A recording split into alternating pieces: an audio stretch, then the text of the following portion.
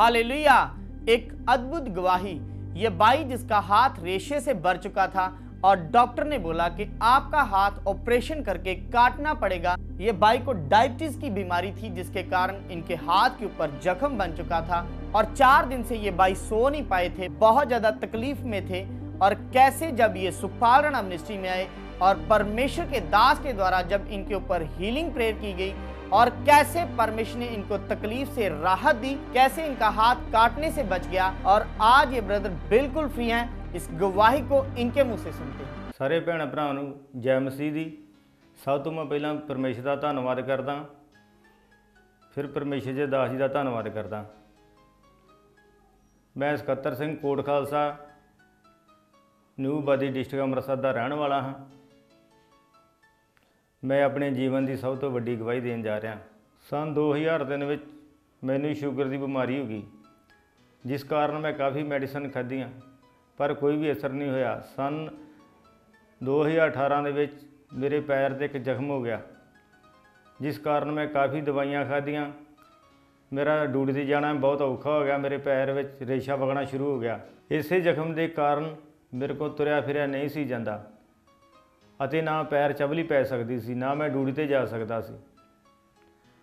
जिस कारण रात मैं जो सौंदा जी अपनी उत्ते चादर लई हुंदी सी, वो भी मेरे पैर नाल चिपक जाती सी। बहुत सारिया मैडिसन खाण तो बाद भी कोई फर्क नहीं पिया, सगों मेरे पैर का जख्म वधदा गया।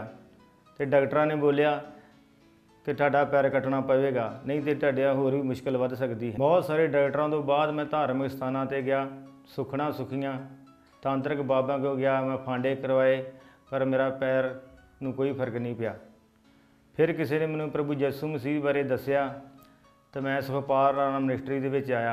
फिर मैं इत्थे आके परमेश्वर के कामां नूं वेख्या अते मेरा विश्वास बनिया।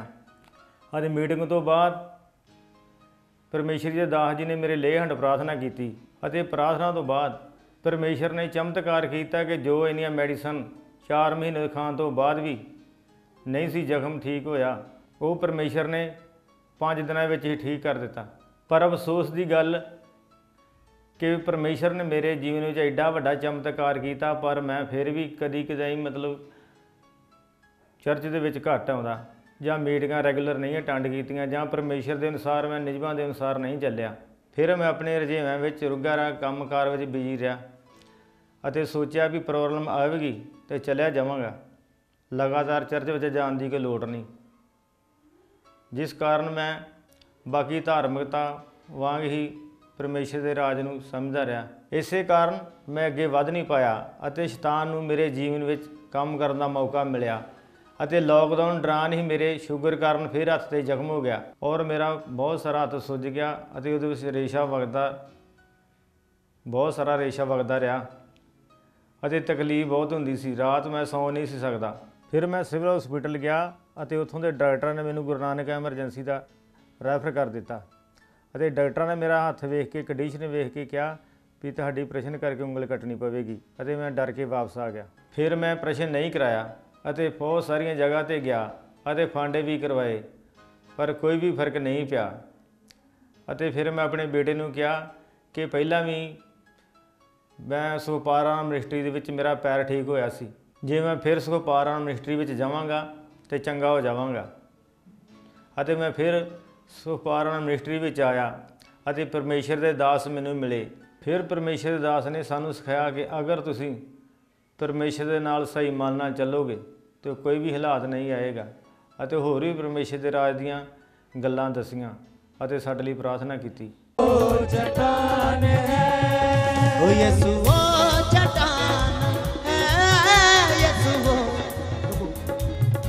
कब से हुआ है कब से हुआ है? ये सर 3-4 दिन हो गए। कल ही चौंकी भी आई। चौंकी भी आई थी कल? सर ये 4 दिन से ये ऐसे पता नहीं लगा कैसे हो गया। सर बड़ी दर्द हो रही। दर्द बहुत है। अभी कितनी दर्द है? अभी हो रही सर, बड़ी हो रही है। आंखें बंद करो, इसको जूम करो, ये हाथ पस से भर चुका है। इसको जूम करो हाथ को। इन दोनों में से जूम कौन कर रहा है? उधर करो, दिखाओ, उधर करो कैमरे की ओर। ये देखो रेशे से भर गया है ये हाथ की बीमारी। आंखें बंद करो, आप आजाद होने वाले हो।